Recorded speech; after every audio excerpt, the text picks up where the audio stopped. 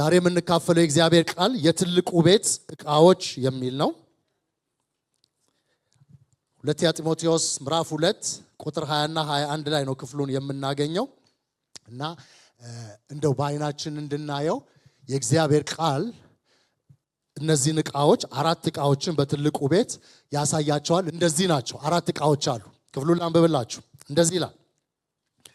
በትልቅም ቤት የእንጨትና የሸክላ ዕቃ ደግሞ አለ እንጂ የወርቅና የብር ዕቃ ብቻ አይደለም። እኩሌቶቹም ለክብር እኩሌቶቹም ለውርደት ይሆናሉ። እንግዲህ ማንም ራሱን ከነዚህ ቢያነጻ ለክብር የሚሆን የተቀደሰም ለጌታውም የሚጠቅም ለበጎ ስራም ሁሉ የተዘጋጀ ዕቃ ይሆናል ይላል። ጌታ ስሙ ይባረክ። በትልቅ ቤት የወርቅና የብር ዕቃ ብቻ ሳይሆን ቃሉን ስታዩት የሚጠበቀው የወርቅና የብር ዕቃ ነው። ይሄ ብቻ ሳይሆን ይሄም አለ ካለ ቤት ውስጥ የቀደመው ጎልቶ የሚታየው ይሄ ብቻ ሳይሆን የተባለው ነገር ነው። አይደለም እንዴ? አንድ ሰው ጠብቃችሁ ስትሄዱ እዛ ቤት ውስጥ የጠበቃችሁት ሰው እገሌ ብቻ ሳይሆን ግን እገሌም አለ ከተባላችሁ በዋናነት የምትጠብቁት በዋናነት አለ፣ ደግሞ ሌላም አለ። ስለዚህ በአንድ በትልቅ ቤት የወርቅና የብር ዕቃ ብቻ ሳይሆን የእንጨትና የሸክላ ዕቃም አለ። ክፍላችን ርዕሱ በትልቁ ቤት ያሉት ዕቃዎች ይልና ግን ምርጫ ይላል። ጌታ ስሙ ይባረክ። አሜን አትሉ? ምርጫ ዲፋይን አድርጎ አላለንም ጌታ። ጌታ ስሙ ይባረክ። የኢትዮጵያ ማትሪክ ቀላል ነው እያለች በቀደም አንዲት ስትነግረን ነበር። ምርጫ ነው። እውነቷን ነው። እኔም ትዝ ይለኛል። እስከ ኢ ነው ምርጫው። ያው እኔ ሲ ያገኘሁት ፈተና አለ ከብዶኝ ኤ ቢ ሲ ዲ ኢ ኢ ላይ ረግጬ ደግሞ ዲ ሲ ቢ ኤ ቢ ሲ ዲ ኢ ምክንያቱም ሲከብደኝ ከየት አመጣሁት መሰላችሁ? አንድ አማርኛ አስተማሪ ነበረን ብልህ ፈተና ያመጣና ምርጫ ያደርገውና ምርጫው አንዳንድ ጊዜ ሀ ለ አይለንም፣ በስሙ ነው። አሁን ስሙ ዘንግቼዋለሁ፣ ረጅም ዓመት ነው እና አስራት ከሆነ ስማው አ የመጀመሪያዋ መልሱ ይሄ ከ እንደዚህ እያለን እንዴ አለ ሀመ ከማለት ትቶ ሀ ከምናምን አስባለው እያለን በሱ ስንደነቅ ሰዓቱኛ ላይ የተደነቀ ብዙዎቻችን በኋላ ግን ስሙን ጻፈልን። የመጀመሪያው አ ነው፣ ቀጥሎ ስ ነው፣ ራ ነው፣ ት ነው እያለን ምርጫ እኮ ነው። ያችን ስለተገነዘብኩ እነዚህ ማትሪክ አውጪዎችስ እንዲያርገውት ቢሆን ስላልገባኝ ነው። ጌታ ስሙ ይባረክ። እንዳልኮርሽ ስመ ሞክሼ ከኔ ባሰ ነበር አጠገቤ ያለው በእኔ ስም ይጠራ ነበረ ከኔ ባሰ እና ምርጫ ነው። ምርጫ አይከብድም። ዲፋይን አድርጉ ብንባል ይከብደናል።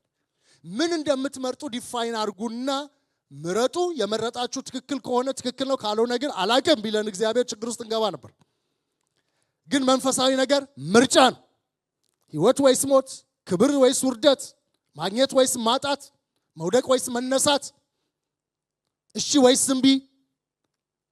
ስለዚህ ምርጫ ቀላል ነው። ምርጫ የተፈተነ ሰው ከወደቀም መርጦ ነው የሚወድቀው፣ ሳያጠና ማለት ነው በፈተናው ካያችሁ። ስለዚህ በዚህ ትልቅ ቤት የእንጨትና የሸክላ ዕቃ ደግሞ አለ እንጂ የወርቅና የብር ብቻ አይደለም፣ የሚጠበቀው ብቻ አይደለም ይልና በጣም ያስፈራኛል ይሄ ቃል። በእርግጥ እኩሌቶቹ ለክብር እኩሌቶቹ ለውርደት። ክብሩ አይደለም ውርደት የሚለው ያስደነግጣል። እኩሌቶቹ ለክብር እኩሌቶቹ ለውርደት ይሆናሉ። እንግዲህ ማንም ራሱን ከነዚህ ቢያነጻ፣ ለውርደት ከሆኑት ራሱን ቢያነጻ፣ አንደኛ ለክብር የሚሆን ይላል፣ ሁለተኛ የተቀደሰ ይሆናል ያ ሰውዬ፣ ሶስተኛ ለጌታው የሚጠቅም ነው። ጌታ ስሙ ይባረክ። ይጠቅመኛል ይላል የነገስታት ንጉሥና የጌታዎች ጌታ። ለኔ የሚጠቅመኝ ነው፣ አትጣለው፣ ይጠቅመኛል። ቅድም ጸሎት ላይ ይህንን ክፍል ይናገር ነበር ወንድማችን ሄዲ። ይጠቅመኛል ዘካርያስ ሲናገር ትንቢቱን ኢያሱ ይጠቅመኛል። ኢያሱ ጥምጥም የለውም፣ እድፋም ልብስ ለብሷል። ግን ስሙ ታላቁ ካህን ነበር። ጌታ ስሙ ይባረክ። ሰይጣንም ይከሰው ዘንድ ጀመር። እግዚአብሔር ግን በኢያሱ ስላልጨረሰ ገና ጉዳይ ስላለው ሰይጣንን ገስጾት እድፋሙን ልብስ አውልቁ፣ ንጹህ ልብስ አልብሱት፣ ንጹህ ጥምጥምም ጠምጥሙለት፣ ከዛ በኋላ ቃል አለ ይነሱ። ጌታ ስሙ ይባረክ። ሁሉን ጥሎ ቃል ያለቀበት የመሰለው ሰው ቃል አለ ይነሱ አለ። ታላቁ ካህን አቤት ጌታ ትህትናው ስሙ ይባረክ። ድሮ እንደሚጠራው አሁንም ጠራው። ታላቁ ካህን ኢያሱ ሆይ የሰራዊት ጌታ እግዚአብሔር እንደዚህ ይላል፣ በመንገድ ሄድክ እንደሆነ ከነዚህ ጋር መግባትን እሰጥሃለሁ፣ በአደባባዮችም ትፈርዳለህ። ታላቁ ካህን ኢያሱ ከዛ በኋላ አላወለቀም። ጌታ ቸር አምላክ ነው።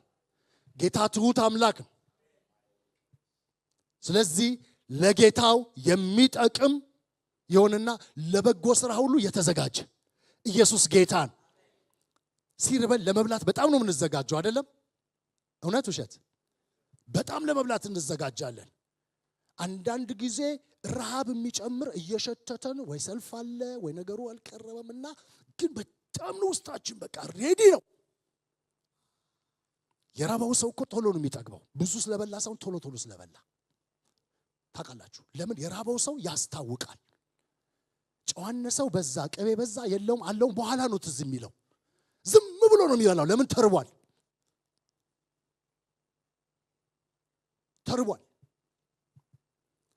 ለእግዚአብሔር ነገር ረሃብ ካለን እግዚአብሔር ቃል የእግዚአብሔር ስራ በሚወዷት ዘንድ የተፈለገች ናት ይላል። ጌታ ስሙ ይባረክ። በሚወዷት ዘንድ ካልወደድናት የተናቀች ናት። በሚወዷት ዘንድ ግን የተፈለገች ናት። ስለዚህ ለበጎ ስራ ሁሉ የተዘጋጀ ሬዲነስ ያለው እባክህ የሚባል ሳይሆን ራሱ አግሬሲቭሊ ልክ እንደ ካሌብ እነዚህን 45 ዓመታት እግዚአብሔር በህይወት አኖረኝ።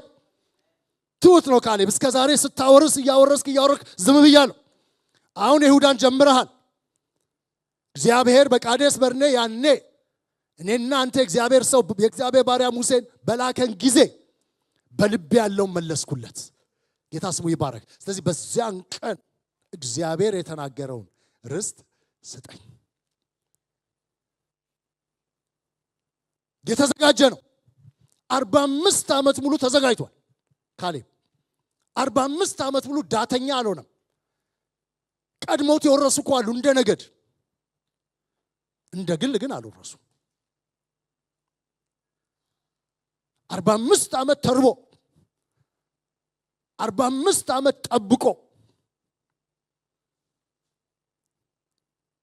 ጌታ ይባረክ። ለመውጣትም ለመግባትም ለመዋጋትም ጉልበት አለኝ ገና። ኢየሱስ ጌታ ነው። የዛን ጊዜ የ40 ዓመት ሰው ነበር። እንደዛው ነኝ ዛሬም። ኢየሱስ ጌታ ነው። እኛ ተርበን፣ እኛ ተጠምተን፣ እኛ ሽተን፣ እኛ ተዘጋጅተን ነገሮች ከዘገዩ የባከነ ጊዜ የለም። እንደዛው ነው የምንሆነው። ኢየሱስ ጌታ ነው። የሚባክነው ከእግዚአብሔር ሳይሆን ከኛ ነው። እግዚአብሔር አምጥቶት እኛ ካዘገየ ነው ይባክናል። ስለዚህ እንደዛው ነኝ አለ። ከጥፍ በላይ እኮ ነው የቆየው 45 ዓመት። ከ5 እስከ 7 ዓመት በተስፋይቱ ምድር ካሌብ ታግሷል ገብቶ። ምክንያቱም ከቃዴስ በርኔ በኋላ ወደ 38 ዓመት ነው የተጓዙት። አንዳንድ ቴዎሎጂያንስ 40 እዛው ላይ ነው ይላሉ። አንዳንድ ውስጥ መለከቱት ሁለቱ ከዛ በፊት ነበር 38 ነው። ግን 40 ብንለው 5 ዓመት ታግሷል ከገቡ በኋላ። ግን ለጌታው የሚጠቅም ለበጎ ስራ የተዘጋጀ የተቀደሰ የከበረ ሁኑ ነው የሚለን። እነዚህ ነገሮች ተመልከቷቸው። ያ የብር ነው፣ የወርቅ ነው፣ ይሄ የብር ነው፣ ይሄ የእንጨት ነው፣ ይሄ የሸክላ ነው። በትልቁ ቤት ሁሉም አሉ። ሁሉም ይሰራሉ። ሁሉም ተቀምጠዋል። በአንድ ቤት ውስጥ እነዚህ ዕቃዎች ብናያቸው ባለቤቱ መርጦ ነው። በዚህ ቃል እውነት ግን የቤቱ ባለቤት ሳይሆን ዕቃው ነው ራሱን የሚመርጠው። ዕቃው ነው። ስለዚህ ነው ክፍሉ እንደዛ የሚለው። እንግዲህ ማንም ራሱን ከነዚህ ቢያነጻ እንጨትና ሸክላ አልሆንም ብሎ ራሱን ቢያነጻ ኢየሱስ ጌታ ነው። ዘመኑ አጭር ነች እኮ አጭር ዘመን ነው ከዚህ በኋላ ይቀራል። ጌታ ስሙ ይባረክ። እንኳን እኛ በማህፀን ያሉት አጭር ዘመን ነው የላቸው እኮ 120 ዓመትም ቢኖሩ ምን አላት? ትንሽ እኮ ነች አይደለም? ሪካርዱን የሰበሩት እነማቱ ሰላም ሄደዋል። ከነሱ ስንቆጥር እንኳን 5000 ዓመት አልፏል። ስለዚህ ምርጫ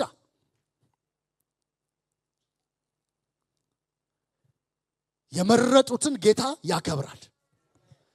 የሚመርጥ ደግሞ ጨካኝ ነው። ኢየሱስ ጌታ ነው። ሃሌሉያ። አግሬሲቭሊ እስከ መንግስተ ሰማያትን እስከ መጥምቁ ዮሐንስ ድረስ ግፈኞች ይናጠቋት ነበር አለ ጌታ ኢየሱስ ክርስቶስ። ይናጠቁ ነበር። እስከ ዮሐንስ ድረስ ከሚልክያስ እስከ ዮሐንስ ጸጥታ ነው።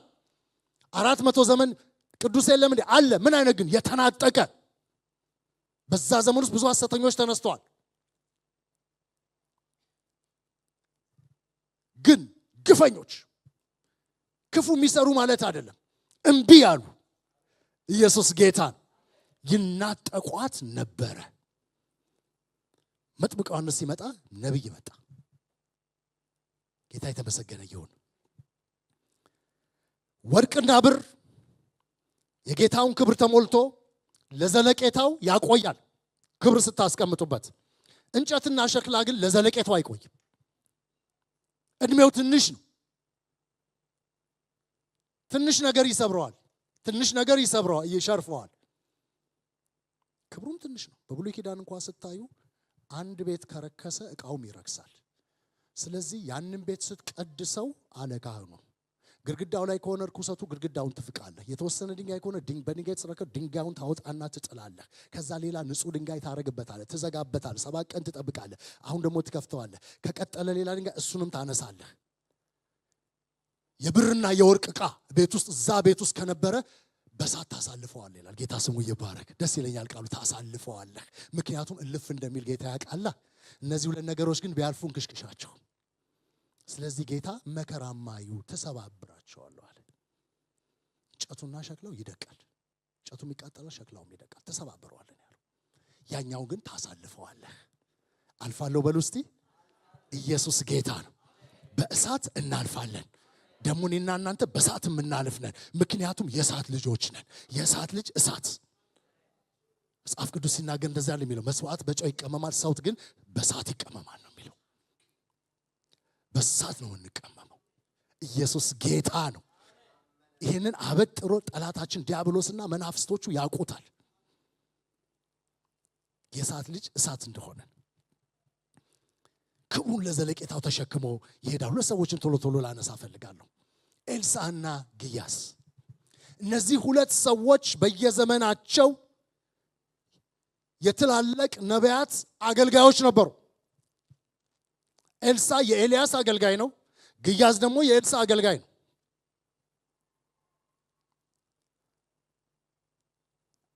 ኤልያስ 8 ተአምር ብቻ ነው ያደረገው። ኤልሳዕ ወደ 25 ተአምር ነው ያደረገው። በእርግጥ ዕብራውያን 32 አድርጓል ይላሉ። መጽሐፍ ቅዱስን ስታጠኑ 32 አይደርስም፣ 25 ተአምር ነው ያደረገው።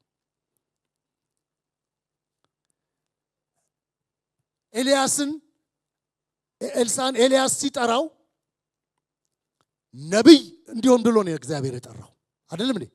በጣት ላይ ውሃ እንዲያፈስ ነው እንዴ ያለው? አላለው። በፋንታ ነቢይ እንዲሆን የአቤል መሆላውን ሰው የሳፋጥ ልጅ ኤልሳዕን ቀባው። ጌታ ስሙ ይባረክ። የእግዚአብሔር ቃል ለትምህርታችን ነው የተጻፈው። ዛሬ ኤልያስን ግልጽ አድርገን እናየዋለን። በትንሹም ቢሆን የተነጠቀው ሰው አቤት የጌታ ቸርነት።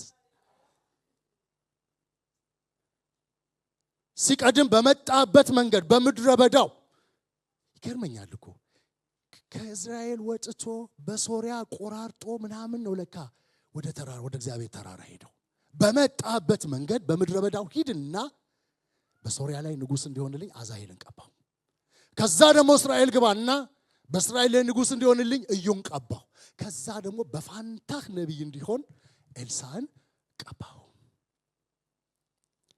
እግዚአብሔር ቃል ዝርዝሩን አይናገርም፣ ግን መንፈስ ቅዱስ የሚሰጠን መገለጦች አሉ። ጌታ ስሙ ይባረክ። ቢጻፍ ኖሮ ባህር ቀለም ቢሆን ዓለም ሁሉ ወረቀት ብትሆን አያልቅም። የጌታ ታምር ብቻ እንኳን የኤልያስ ነብይነት የታሰረችው በእስራኤልና በሶሪያ ንጉስ ላይ ነው። እግዚአብሔር ከኤልሳዕ አይጀምርም ብሎ ነው ያመነው። እንደ ቃሉ ኤልሳዕ እንዲቀባ ኢዩ መቀባት አለበት። ኢዩ እንዲቀባ አዛሄል መቀባት አለበት። ቀደም ተከተሉ እንደዛ ነው። ስለዚህ እሱ ሁለቱንም ዘለለና ኤልሳዕን ለአገልጋይነት ቀባው። መጎናጸፊያውን ጣለበት። ነብይ ነህ አላለው። ያ ግን የእግዚአብሔር ሰው፣ ያ የወርቅ ዕቃ፣ ያ የከበረውን ነገር የመረጠ የተዘጋጀ እግዚአብሔር እንዲከብርበት እግዚአብሔር እንዲቀድሰው ለጌታው የሚጠቅም ለመሆን ለበጎ ስራ ለመዘጋጀት የጨከነው ሰው አንድ ቃል አወጣ። አባቴና እናቴን እንድሰናበት ፍቀድልኝ፣ እንድስማቸው። እኔ ካንተ ጋር ምን አለኝ? ምን ግንኙነት የለንም። ስትፈልግ ሳም፣ ሳትፈልግ አትሳም፣ ስትፈልግ ደግሞ እምቢ ብለህ ቅር እምቢ ብሎኛል እላለሁ። እኔ ምን ቸገረኝ? አገልጋይ አይወጣለትም። ደግሞ እሱ ታውቃላችሁ፣ ሲሸሽ በቤርሳቤ ብላቴናውን ጥሎት ሄደ ይላል አንደኛ ነገሥት 19። ጥሎ የሚሄድ ሰው ኤልያስ። እርግጠኛ ነኝ መከራ የምቀበለውን አገልጋይ አይቀበል ብሎ አይደለም፣ እንዳያዘገየው ይሆናል ሩጫውን። ችግር ሲመጣ ሰው ራሱ አይደለም የሚበረው። ብዙ ጊዜ እናቶች ልጆቻቸውን ይዛሉ ይባላል፣ አባቶች ደግሞ ዝም ብለው ይሮጣሉ ይባላል። ይቅርታ አባቶች ሁላችሁም አይደላችሁ። ልጁን ይዘሽ ተከተኝ እንጂ ነው ይላሉ አባት። ይዤ ሳይል ያ ሰው ግን አቤት ትዕግስቱ፣ አቤት የገባው። እናትና አባትን መሳም አይደለም፣ በሬውን አርዶ እኔ ከሞትኩ ሰርዶ አይብቀል ሳይል ሌሎቹን 11ዶቹን ትቶላቸው እነሱ ይኑሩ። ኢየሱስ ጌታ ነው። አልተጠሩማ፣ እነሱ ማረስ አለባቸው። ዕቃውን አንድዶት ጫማ ሰቀለ ምን የሚባል ነገር አለኝ ሀገር ኳስ መጫወት ሲያቆም አይደለ? አንድ ቀን ከትልልቆች ከኩዮች ጋር ሊጫወት ያወርደዋል እኮ።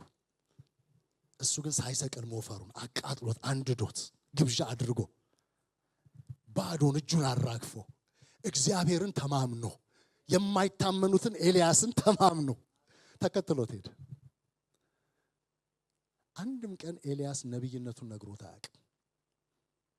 ለዚህ ነው እግዚአብሔር ቃል በሁለተኛ ነገሥት ምዕራፍ 3 ላይ ሶስቱ ነገስታት ውሃ በተጠሙ ጊዜ የይሁዳ ንጉስ ኢዮሳፍጥ በዚህ እግዚአብሔርን ቃል ምን ጠይቅበት ነብይ የለምን ሲል ከእስራኤል ንጉስ አገልጋይ አንዱ ምንድነው ያለው? በዚህ በነብዩ በኤልያስ ጣት ላይ ውሃ ያፈስ የነበረ የሳፋጥ ልጅ ኤልሳዕ አለ። አያችሁ ታይትሉ በነብዩ በኤልያስ ዘመን እጅ አስታጣቢ ነው።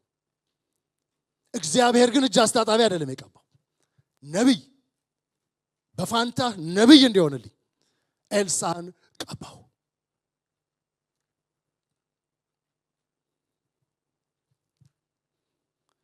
እንዲህ አይነት መገፋትን እያየ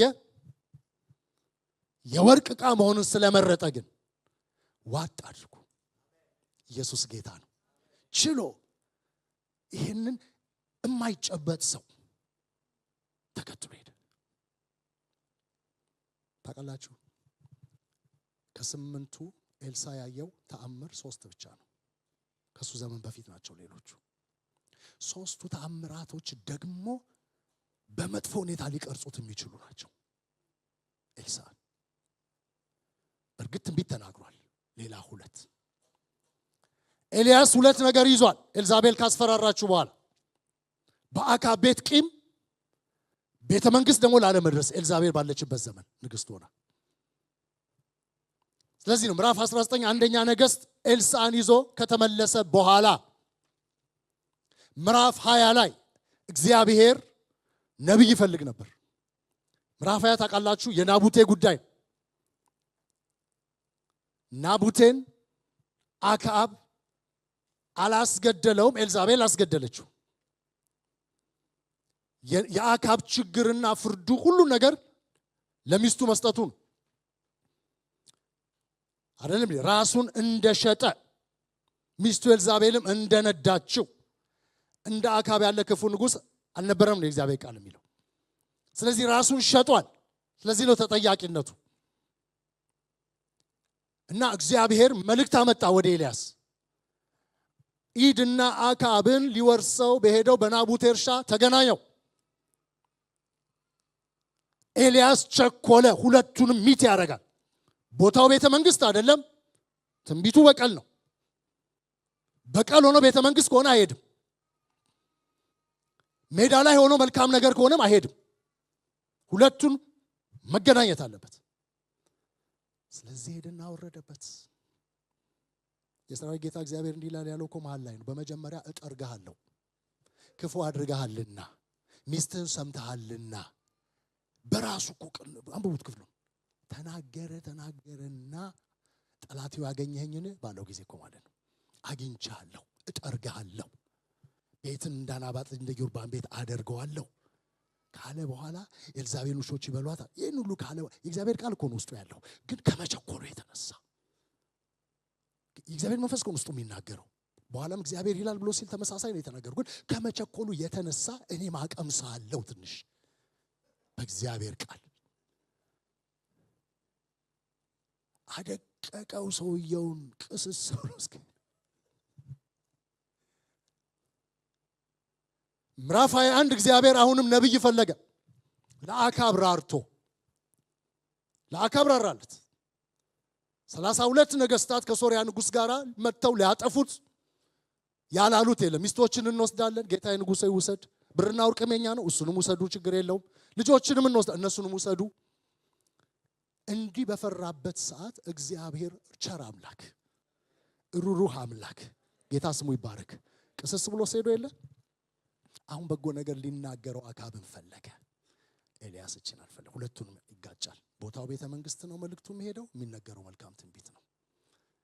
ኤልያስ አይሰማም አለ መሰለኝ። እግዚአብሔር ስሙ የማይታወቅ ነብይ ላከ። ነብይም መጥቶ ይላል ኤልያስን የሚያክል ሰው ቁጭ ብሎ ነብይም መጥቶ እግዚአብሔር ይህን ታላቅ ሰራዊት አሳልፎ ይሰጣልና አትፍራ ይልሃል። እንደ አንድ ሰው አድርገህ ትመታዋል። በማን? በአውራጆቹ አለቆች። ማን ይጀምራል ጦርነቱን? እነሱ። መልካም ነገር ነው የተናገረው። ኤልያስ የት ሄደ ነበረ? ግን እኮ እንዲህ አይነት ነብይ ጋር ነው እያደገ ያለው ኤልሳ።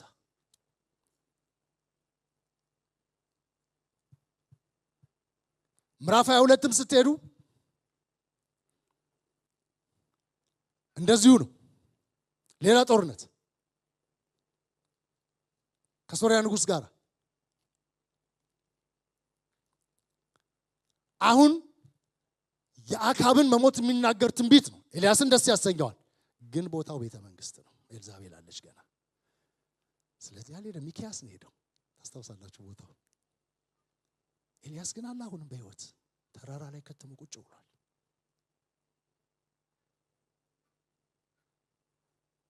ሁለተኛ ነገሥት ምዕራፍ 1 ሲጀመር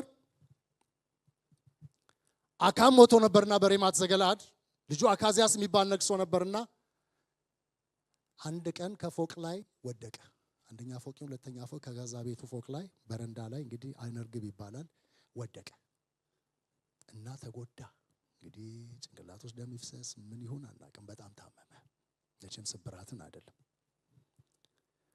ስለዚህ የአቃሮንን አምላክ ብዔልዜቡልን ሂዱና ጠይቁልኝ ከዚህ በሽታ አድናለሁን ብሎ መልእክተኛ ሲልክ እግዚአብሔር ኤልያስን ሂድና የእስራኤል ንጉስ አካዝያስን መልእክተኞች ተገናኝ። ኤልያስ ያውቋላ ጌታ አይ ጌታ እኮ ቸር ነው ምን አንድን ሰው ቂም ይዘን እየጠላ ነው ትንቢት አይልከንም። እንጠራርገዋለን አይደል? ጌታ ስሙ ይባረክ። እወድሃለሁ እንኳን ቢለን እወድሃለሁ ይላል ጌታ እግዚአብሔር ብለህ ነው። ግን ከወደድከው ነው ብለን ማሰሪያ አድርገንለት ወይ የሆነ ነገር አድርገን ወይ ደግሞ እኔ ጋር ነው ህይወት በእጄ ነው ነግሬሃለሁ ብለን ነው እጸልይልሃለሁ ወይ ደግሞ ጸልይ ብቻ። አቤት ጌታ ትዕግስቱ። አሁን ኤልያስን ሂድ አለው። ቦታው ቤተ መንግስት አይደለም፣ ደግሞ መንገድ ላይ ነው፣ ደግሞ የአካብን ቤት የሚመታ ነው።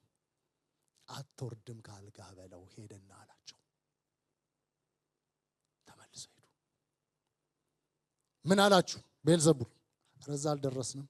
አንድ ሰው ከመንገድ ላይ መልሶ ለላካችሁ ንጉሥ በዛ በወጣበት አልጋ ላይ ትሞታለህ እንጂ አትወርድም ብለዋል በሉት። አምላክ በእስራኤል ስለሌለ ነው። ምን አይነት ሰው ነው?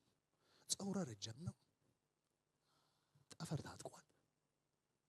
ቴስቢያዊ ኤልያስ ነው ማለት።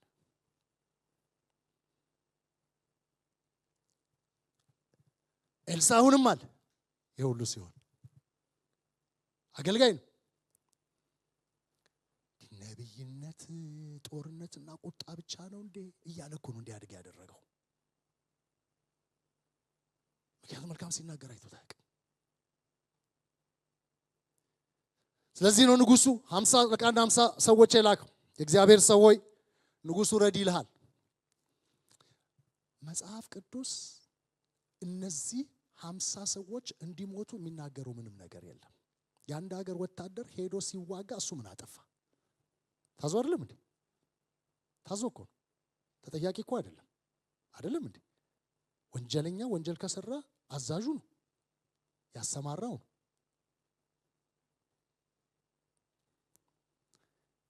ተራራ ላይ ሆኖ አሁን ቤተ መንግስትም አይደርስም። ሰፈሩ መተውለታል። የሚናገረው ኃይለኛ ነገር ነው። ምን ቸገር ነው? የእግዚአብሔር ሰው ከሆንክ ሳይ ከሰማት ትውረድ አንተ ነው 50ዎችም ሰዎች ትብላ። ልባርጉ ነቢይ አፉ ላይ እሳት አለ። ከፈለገ ጌታ ይጠይቀዋል እንጂ በራሱ ጊዜ እሳት አለ። ሁለተኛ አሁንም መጡ። እነሱንም እንደዚሁ። ሶስተኛው ሲመጣ ተንበረከከ። የእግዚአብሔር ሰው ሆይ የፊተኞቹ 250 አለቆችና 50 ሰዎቻቸውን እሳት እንደበላች እባክህ እንዳትበላኝ። እግዚአብሔር እንዳልታውቃላችሁ ውረድ፣ ከሱ ጋር ሂድ፣ አትፍራ። የመጀመሪያው እሳት ከፍርሃት የመጣ እኮ ነው። በቃ ኤልያስ ስለፈራ ብቻ 102 ሰው ገደለ። ስለፈራ አትፍራ። ግን ጌታ ምን ያደርጋል? ሲፈልግ ይጠይቃል እንጂ ቃሉን ያከብራል። ኢየሱስ ጌታ ነው። ይህንን ነው ኤልሳዕ ያየው። ቤተ መንግስት የዛለት እንዴት ሄደ ትሉ ይሆናል። ኤልዛቤል መበለትና ባልቴት ነች። የዛን ጊዜ ንጉሱ ልጇ ነው፣ የልጇ ሚስት ነው ንግስት። እሷ ስልጣን የላትም አሁን የዛን ጊዜ እንጂ አይሄድም ነበር ኤልያስ። ሁለቱም ሚት አደረገለት። ኤልዛቤል አቅም የላትም፣ ግን ደግሞ የሚናገረው ትሞታለህ የሚል ቃል። ኤልሳዕ በዚህ ውስጥ ነው ያደገው። ምክንያት የለንም የወርቁን ዕቃ ለመሆን ለመምረጥ። አሳዳጊዎቼ ናቸው ማለት አንችልም። ምርጫ። ልጆችሽ ከእግዚአብሔር የተማሩ ይሆናሉ ነው ተብሎ የተጻፈው። ከእግዚአብሔር ነው የምንማረው እንደወረደ። ጌታ ስሙ ይባረክ። ስለዚህ ከእግዚአብሔር ነው የምንማረው። ያስተማሪያችንን የእግዚአብሔርን ድምፅ እንሰማለን። ጆሮች ያስተማሪን ድምፅ ይሰማሉ ተብሎ ተጽፏል። መንገዲቱ ይህች ናት የሚለን አስተማሪያችን ነው። ስለዚህ ኤልሳዕ እየለየ ነው የተማረው። አሳዳጊው ዲክቴተር ስለነበረ ዲክቴተር አልሆነም። የሱ ዘመን ሲጀምር የኤልያስ ዘመን ሊያልቅ ሲል ነው ኤልሳዕ የመጣው። ሌላውን ታውቁታላችሁ። ሁለተኛ ነገሥት ምዕራፍ 2 እንዴት አድርጎ ሲያንከራትተው እንደነበረ። ከምሩ እኮ ነው፣ ፈተና አይደለም፣ ሊተው ነው የነበረው። ቅድም እንዳልኳችሁ 100 የለመደ ሰው፣ ብቻውን መሄድ የለመደ ሰው።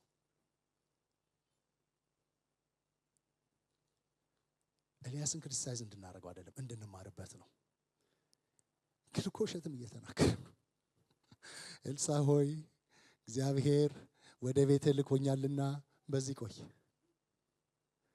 ኤልሳ ሆይ እግዚአብሔር ወደ ኢያሪኮ ልኮኛልና በዚህ ቆይ። ኤልሳ ሆይ እግዚአብሔር ወደ ዮርዳኖስ ልኮኛልና በዚህ ቆይ። እያጠበበበት እያንከራተተው ግን አልናቀውም። ኤልያስ ያን ሁሉ መንገድ ይሄድ፣ ኤልሳ አልናቀውም። አባቶች ቢደክሙም አይናቁም። ቁልፉ እሱ ጋር ነው ያለው። ማንተሉ እሱ ጋር ነው ያለው። አያችሁ፣ ቅድም እንዳልኳችሁ ኤልያስን በራሱ መንገድ ራሱ እግዚአብሔር ይጠይቀዋል እንጂ ኤልሳ ሊጠይቀው አይችልም። ስለዚህ ነው ሕያው እግዚአብሔርን በሕያው ነፍስህም እምላለሁ። ምን ማለት እንደው ታውቃላችሁ? ያባባል በእግዚአብሔር እምላለሁ፣ በአንተ ነፍስ ደግሞ እምላለሁ። ያ ማለት ምንድነው? አንተ እንድትሞትብኝ አልፈልግም። ከህይወቴ በላይ አባቴ ሞት እንደሚባለው ማለት ነው። ከህይወቴ በላይ እወድሃለሁ። ስለዚህ በሕያው ነፍስህም እምላለሁ። አንድ ጓደኛ ነበር እንድሮ ቲኔጀር ሆነንና አባቴ ሞት በቃ አፉ ላይ ነው ልቀን እና እኔ ደግሞ ግልጽ ነገር አግኝቼበት እኔ ያየሁት እንዲያርጋል ሲሉት ሌሎቹ አባቴ ሞት አላረኩም ሲል ደነገጥ። ሁሌ የሆነት ይመስለኝ ነበር። ከዛ ዞር ስንል አንተ አባት ግን አትወድም ማለት ነው? እኔ እኮ አይቻለሁ ማድረግ። እንዴት አባቴ ለካ ሁሌ የዋሸነ አባቴ እኮ ከሞተ ቆይቷል አለኝ። አያችሁ፣ አባቱ ከሞቱ ስለቆዩ ምን ድጋሚ አይሞቱ፣ ምን ቸገረው? ማምለጫ ሆኑለት። ኤልያስ ግን አጠገቡ አለ። እወድሃለሁ፣ አከብርሃለሁ፣ ያንተ ህይወት ይቅርብኝ እንጂ አልለየህም። እኔ ልሙት አላለም እኮ፣ ከሱ በላይ ነው የሚወደው። ግን ዋጋውን የሚለዋውጥበትን ሰው በመጀመሪያ ቤት ሄዶ ምን ሰራ ኤልያስ? ምንም እኮ አልሰራም። ደግሞ ወደ ኢያሪኮ ዙሩንም ታውቃላችሁ፣ ከዚህ በፊት ተናግሬያለሁ። ገልገላ እና ኢያሪኮ ያሉት ዮርዳኖስን እስራኤል ልጆች ተሻግረው መጀመሪያ ያገኙት ክፍል ነው አይደለም? ሲሻገሩ ገልገላ መጡ። ከገልገላ ወደ ኢያሪኮ ሄደው ተዋጉ። በገልገላ ሰፍረው ነው የእግዚአብሔር ሰራዊት አለቃ እዚህ ጋር መጥቶ የተገናኛቸው። ከገልገላ አስነሳው፣ አቆራርጦ ኢያሪኮን ሁሉ አሳልፎ ወደ ቤቴል ወሰደው። አትሊስት መሃል ላይ ነን ሲል ወደ ኋላ መለሰውና ወደ ድንበር ወደ ኢያሪኮ አመጣው። ይሄ ሰው ወዴት ነው የሚወስደኝ ሲል ወንዙን አሻግሮ ወደ 2 ነገር ተኩል አስገባው። ጸና ኤልሳ። ምክንያቱም ወርቁን ሆኖ መርጧል። ጌታ ስሙ ይባረክ። ዋጋው ቢለዋወጥበትም ጸንቷል።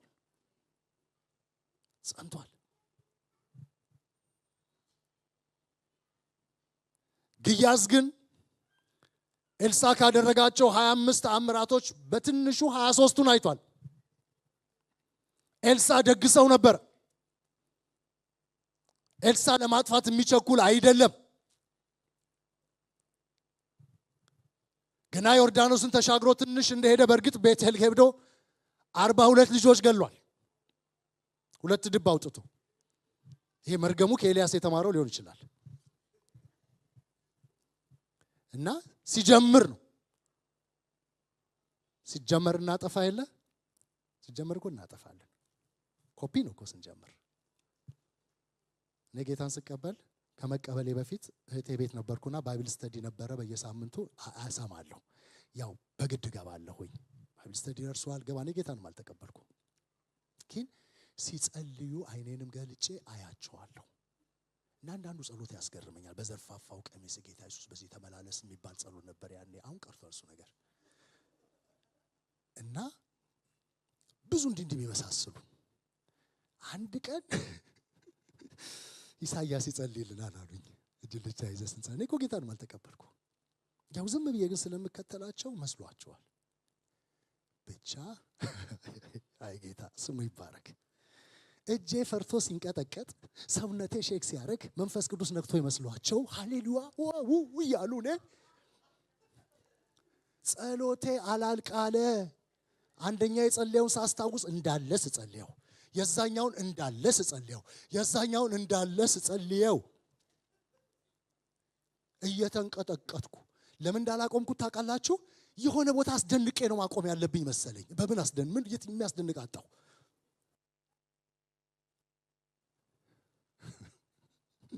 መቼም በውስጣቸው ሳይጸጸቱ አይቀሩ አመስግን ያሉኝ የምርን ምላቸው አቁም እግራቸውን አንቀጥቅጬ እኔም እየተንቀጠቀጥኩ በፍርሃት እንደምንም አለቀ። አያችሁ እንደምንም። ስለዚህ መጀመሪያ ላይ ወስዷል ኤልሳ። በኋላ ግን ተረጋጋ። ጌታ ስሙ ይባረክ። ለግያዝ የሚመች ሰው በኤልያስ ዘመን ግያዝ በኤልሳ ዘመን ያየውን ኤልሳ በኤልያስ ዘመን አላየም። ምንም ነገር እሳት ወርዶ ሲበላ ምናምን ያየው። ይሄ ግን አይኖቹን ክፈት ጌታ ሆይ ብላቴናው እንዲያይ አይኖቹን ክፈት። ተራራውን የሞሉትን የእግዚአብሔር ሰራዊቶች ማየት አጩ አምኖት በትርህን ይዘህ ያቺን ሱነማይቱን ሴት ልጇ የሞተውን በትርህን ላዩ ላይ አድርግ። አምኖት እርግጥ እሱ የሸክላ ዕቃ ነበረ። አኖይንቲንግ አልነበረው፣ ምርጫ አልነበረው። ግያዝ የዚህ ዓለም ሰው ነው። ግያዝ ከምድር ምድራዊ ነው። ያን ሁሉ ክብር ጠጥቶ ያን ሁሉ ነገር አይቶ ያን ሁሉ ነገር ተለማምዶ ሸክላውን መሆን ግን መረጠ። ጌታ ይጠብቀን። የማል አርማ ነው። ስልክ ነው። ኦኬ ችግር የለውም።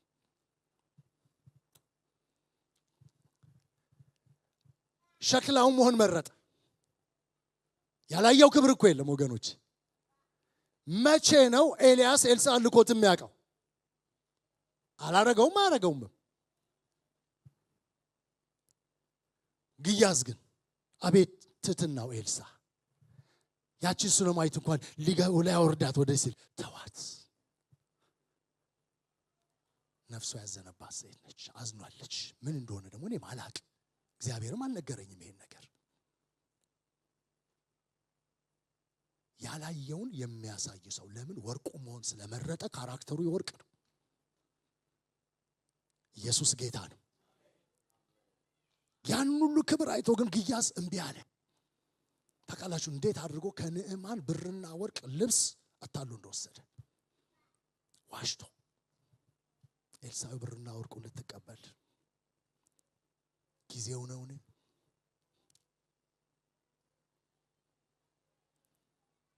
ሲጨርስ ወርቅ መሆን የመረጠው ወርቅ የሆነ ህይወት ኖሮ ኢየሱስ ጌታ ነው። ሞቶ እንኳን ሌላ በህይወት ያኖረ ጌታ ይባርክ። አንዳንድ የእግዚአብሔር ሰዎች እነሱ እየታመሙ ሌላው ይፈወሳል፣ ይፈውሱታል፣ ጸልያሉ። እነሱ ግን እኮ ይታመማሉ። ኢየሱስ ጌታ ነው። የኤልሳዕ ደግሞ ከዛ ልቆ እሱ ሞቶ ሌላውን ከሞት አስነሳ። ባስከሬኑ ላይ ወድቆ ሰው የተነሳለት ብቸኛ ሰው ነው። ምክንያቱም ወርቅ መሆንን መርጧል። አጥንቱ ላይ ራሱ ክብር አለ። ጌታ ስሙ ይባረክ። ግያዝ ግን የጨረሰው ታሪክ አውሪ ሆኖ ነው። አንድ ቀን ድንገት ብቅ አለ የንጉሥ አጫዋች ሆኖ። ኤልሳዕ በክብር ጨርሶ ሄዷል። ትንሽ ጉርሻ ከንጉሱ ለማግኘት ታሪክ ያጫውታል። አንድ ቀን ይኸውልህ ኤልሳዕ እንዲህ ብሎ እንዲያርግ የሚል ታሪክ የለውም። ጌታ ሆይ ከዚህ ጠብቀን። ኢየሱስ ጌታ ነው። ትላንት ጸሎት ላይ ለወገኖች አንስቼ ነበር። ራእይ ላይ መጽሐፍትን ተከፈተ ይልና ሌላም መጽሐፍ ደግሞ ተከፈተ ይላል። አንደኛው የህይወት ነው፣ አንደኛው ደግሞ የአገልግሎታችን የሮጥ ነው። በስራቸው መጠን ተከፈሉ ሙታንም ይላል። መንግስተ ሰማያት ሄዶ በስራው መጠን የሚከፈል ኃጢአተኛ የለም። በሰማይ ሁለት መጽሐፍ የተከፈተው በሰማይ ለገቡት ነው። አንደኛው የህይወት ነው፣ የህይወትን አክሊል ስጥልኝ ኢየሱስ ጌታ ነው። አንደኛው ደግሞ የአገልግሎት አክሊል። ጌታ ስሙ ይባረክ። ለጌታው የሚጠቅም ለበጎ ስራ የተዘጋጀ ወርቁን መሆን የመረጠ ራሱን ከዛ የማይሆን ነገር ያነጻ ጥሶ የወጣ አግሬሲቭሊ የሄደ ጌታ ይባረክ። በ5 ደቂቃ ልጠቅልለው። የ5 ደቂቃ አይደለም የቀረውና ሰዓቱ ሄዷል። ሁለተኛው የያዘውን ደግሞ የሚያንጸባርቅ የጌታን ክብር የሚያብለጨልጭ ጌታ ይባረክ። ሰዎች አይተውን የሆነ ነገር እንዲሰማቸው የሚያደርግ የእግዚአብሔር ክብር የሚተላለፍባቸው አይደለም። አንዳንዱ ዲፕሬሽን ነው የሚያስተላልፈው አይደለም። የሆነ ማምኑ ሰዎች እስቲ ሄዱ ሲጋራዎች እንዳይመስላችሁ ላይ የሚሸተው ዲፕሬሽንም ይሸታል። ጭሳችሁ ካልወጣችሁ ነፃ ካልወጡ ሰንሰለቱ እናንተ ላይ ነው የሚመጣው። ገባችሁ? ሰንሰለቱ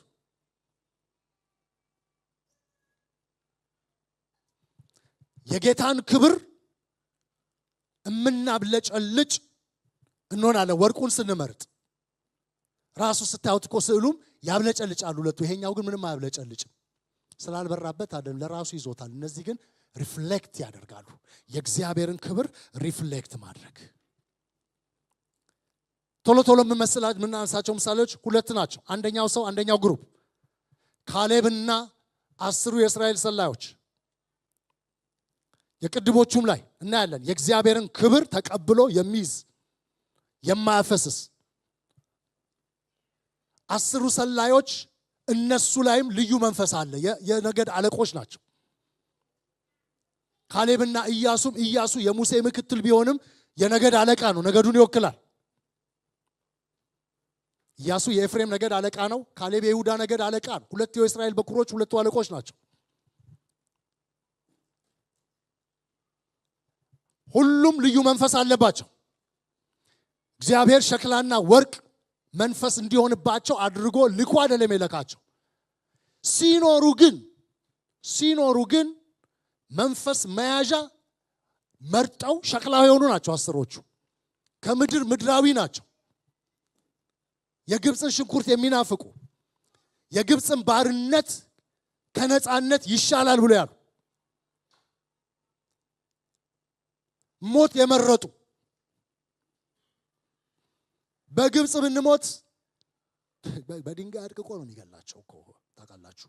ፈርዖን እንደ ወፍጮ የሚፈጭ ድንጋይ አላቸው። በዛ ውስጥ አድቅቆ ነው የሚገላቸው ብዙዎቹን፣ ዳምጦ ማለት ነው፣ ከሸክላው ጋር አብኩቶ። እዛ ብንሞት ወይም ደግሞ እዚህ ምድረ በዳ ብንሞት ይሻለናል አማሌቅ ከሚገለን። እንደ ሞት ምርጫ አለ እንደ እውነት ለመነጋገር የተማረ ይግደለኝ ይባላል እኛ ሀገር ድሮ። ጥያቄው ነው ግን የተማረ ሰው አነጣጥሮ የሆነች ቦታ ላይ ጸጥ የምታደርግ ነው የሚያደርገው። ያልተማረው ግን እንደው መግደሉ ላይ ቀር ያሰቃያል አሉ። ግን ስቲል ሞት ነው። እንደውም ትንሽ መሰንበት አይሻልም? ይሻላል። የተቀበሉት መንፈስ ንጹህና ትክክል ሆኖ የተቀበሉበት ዕቃ ግን ሸክላ ነበር፣ የእግዚአብሔርን ክብር የማንጸባርቅ። ስለዚህ ምድሪቱን ሄደው ሲሰልሉ እውነት ይዘው መጡ። እግዚአብሔር እንደተናገረው ምድሪቱ ወተትና ማር ታፈሳለች። እግዚአብሔር ትክክል ነው፣ ሁሉ ነገር ትክክል ነው። ነገር ግን እነሱ ከእግዚአብሔር ይበልጣሉ። ቃል በቃል ባይሉትም ይሄ እኮ ነው።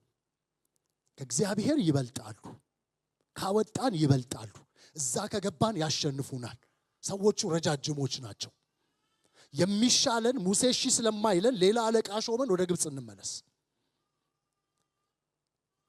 ሲያጉረመርሙ ቅድም እንዳልኳችሁ ወይዛ ወይዚህ ምድረ በዳ በሞትን ነበረ።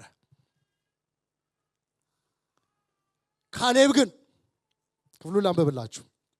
ገና ዘኍልቍ 13 ላይ የተላኩበት ዘኍልቍ 13 ነው ቁጥር 30 እንደዚህ ይላል። ካሌብም ሕዝቡን በሙሴ ፊት ዝም አሰኘና ማሸነፍ እንችላለንና እንውጣ እንውረሰው አለ። ጌታ ስሙ ይባረክ። እውነት ነው። የኤናቃውያንን አይተዋል፣ አማሌቅን አይተዋል። አሉ የሚባሉ ጠላቶቻቸው ባለፈው ስለነሱ ተምረናል። አሉ የሚባሉ በሙሉ እዛ ጋር አሉ። ከነዓናዊው አለ፣ ኬጢያዊው አለ፣ አሞራዊው አለ፣ ሁሉም አሉ። ግን ማሸነፍ እንችላለን። ስለዚህ እንውጣ።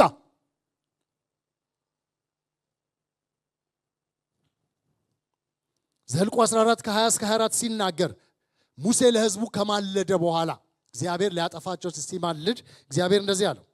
እግዚአብሔርም አለ እንደ ቃል ይቅር አልኩ፣ ሕዝቡን ይቅር ብያለሁ። ነገር ግን እኔ ሕያው ነኝና በእውነት የእግዚአብሔር ክብር ምድርን ሁሉ ይሞላል። ጌታ ስሙ ይባረክ። እቺን ያዙልኝ። እኔ ሕያው ነኝ፣ ይቅር ብያለሁ፣ ግን የእግዚአብሔር ክብር ምድርን ሁሉ ይሞላል። ኢየሱስ ጌታ ነው። አሁን ምን እያለ ነው ጌታ? እኔ ሕያው ነኝ፣ ግን እሳቴን እዚህ ላይ አነደዋለሁ። ሳነደው የሚተርፈው ይተርፋል፣ የሚጠፋው ይጠፋል። ግን ይቅር ብያለሁ። እኔ ሕያው ነኝ። የእግዚአብሔር ክብር ግን ምድርን ሁሉ ይሞላል። አሁን መሙላት ይጀምራል። ሸክላ መሆን የመረጠ ሁሉ ሊደቅ ነው። አሁን ክብሬ ይሞላል። በግብፅ ምድርና በምድረ በዳ ያደረጉትን ታምራቴና ክብሬን ያዩ እነዚህ ሰዎች ሁሉ 10 ጊዜ ስለተፈታተኑኝ ነገሬንም ስላልሰሙ በእውነት ለአባቶቻቸው የማልኩላቸው ምድር አያዩም፣ ከነርሱም የናቀኝ ሰው ሁሉ አያያትም። ለምን? ክብሬ ይመጣላ። አሁን ሽሩሩ የለም፣ ክብሬ ይለቀቃል። ክብሩ ሲለቀቅ ለህይወት የሚሆነው ለህይወት ነው። እምቢ ያለው ደግሞ ይጠፋል። 24ኛው ቁጥር ባሪያዬ ካሌብ ግን ሌላ መንፈስ ከእርሱ ጋር ስለሆነ ፍጹምም ስለተከተለኝ እርሱ ወደ ገባባት ምድር አገባዋለሁ፣ ዘሩም ይወርሳታል አለ። እሱ ጋራ ልዩ መንፈስ ነው ያለው፣ ሌላ መንፈስ። ያ መንፈስ ለሱ ደብል ፖርሽን አድርጎ እግዚአብሔር ስለሰጠው አይደለም። ሌላ እንግዳ መንፈስ እነሱ ገብቶባቸዋል። ፈሪ ያደረጋቸው መንፈስ፣ በእግዚአብሔር ላይ እንዲያጉረመርሙ ያደረጋቸው መንፈስ። የእስራኤል ልጆች ታውቃላችሁ፣ አጉረምርመው እግዚአብሔርን እጅ እንደመጠምዘዝና እንደማስደረግ የለመዱ ናቸው። ምናልባት አሁን ጌታ መልአኩን ልኮ እንዲዋጋላቸው ፈልገው ይሆናል እንጂ ካስተዋሉት ግብፅ የሚመርጡት አይደለም። ግን ለምደዋል። ውሃ ሲጠማቸው በጥማት ልንሞት ነው ብለው አጉረምርመው ግን ይጠጣሉ። ስጋ ሲያምራቸው አጉረምርመው ስጋ አማረን መና ሰለቸን ብለው ግን ይበላሉ፣ ከሳትም ቢለቀቅባቸው። አሁንም ፈርተን ግን እንገባለን እግዚአብሔር ይመታልናል ብለው ሊሆን ይችላል። ግን ጌታ ክብሩን የሚለቅበት ቀን አለ። እኔ ሕያው ነኝ፣ ክብሬ ምድርን ይሞላል አለ። አሁን ክብሬን መቋቋም የሚችል የኔ ክብር ኦልሬዲ ውስጡ ያለ ክብር ከክብር ጋር ስለሚስማማ በህይወት ይኖራል። ያ ሰው ባሪያዬ ካሌብ ብቻ ነው አለ። የተለየ መንፈስ እሱ ላይ አለ። እነሱ ግን በሙሉ በክብሬ ይጠፋሉ። ካሌብ ያን መንፈስ እንዴት ነው ይዞ የቆየው ብትሉ የወርቅ ዕቃ መሆን ስለመረጠ ነው። እነሱ መንፈሱን ይዘው ነው የገቡት። መንፈሱ የነካቸው መንፈሱን የተቀበሉ ናቸው። ግን እዛ ሄደው አበነኑት። ለምን? ሸክላና እንጨት ነበሩና። ወርቅ መሆንን ከመረጥን ወርቅና ብር ወይም ከዚህ የምንቀበለውን የእግዚአብሔር ቃል አናበነውም ወተን፣ እዚህ የተቀበልነውን ክብር አናባክነውም ወተን። ጌታ እንድናፈራ እንዲያደርግ በላያችን ላይ እንደ መልካም እርሻ ለእግዚአብሔር እንሆንለታለን፣ እንመቸዋለን፣ መልስ እንሰጣለን። መልስ የምትሰጥ መሬት አለኮ የወረደባትን ዝናብ ጠጥታ እሾክና አሜከላ የምታቀር ከሆነ ያቺ ለጥፋት ነች፣ ለመቃጠል ነች። ግን መልስ የምትሰጥ መሬት የዘሩባትን የምታበቅል ወይን ተዘርቶባት ከሆነ ወይኑን የምታበቅል እሺ እንላለን፣ እንመርጣለን። ይሄንን ጌታ ስሙ ይባረክ። ምርጫችን ወርቁና ብሩ ይሆናል። በምንም ሲቹዌሽን ውስጥ እንለፍ። እንደ ኤልያስ አይነትም ይምጣ፣ እንደ ኤልሳ አይነትም ይቅጠመን። ነገር ግን ይሄንን መምረጥ ከወሰንን ተነስተን እንጸልያለን በሚሰማን በእግዚአብሔር ፊት። ጌታ ስሙ ይባረክ። እሱ የምድሩን ፊት ያድሳል ተብሎ እንደተጻፈ የሕይወታችንን ፊት ያድሰዋል።